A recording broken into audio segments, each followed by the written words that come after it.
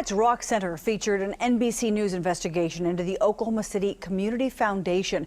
It administers a relief fund for bombing survivors and their families. While many survivors say they're not getting the help they were promised. 2 News reporter Brandon Richards spoke to a Tulsa woman who discovered millions of dollars sitting untouched. Well, the woman I spoke to used to work as a freelance journalist in Oklahoma City. On April 19th, 1995, while everyone ran away, she made her way to the Murrah building to help gather the news. She stayed in contact with many survivors. They shared their stories with her, but one story in particular took her by surprise. A freelance journalist, Holly Sweet, witnessed the devastation of April 19th up close and interviewed dozens of survivors and their families. We got to know a lot of the victims very well. She became especially close to Dolores Watson and her grandson, PJ Allen, the youngest survivor.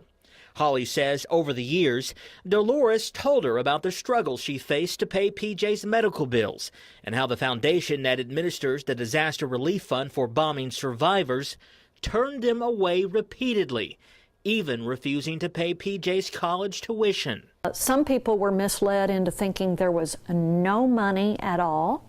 Holly started researching, asking questions, and soon discovered $10 million still sitting in the fund.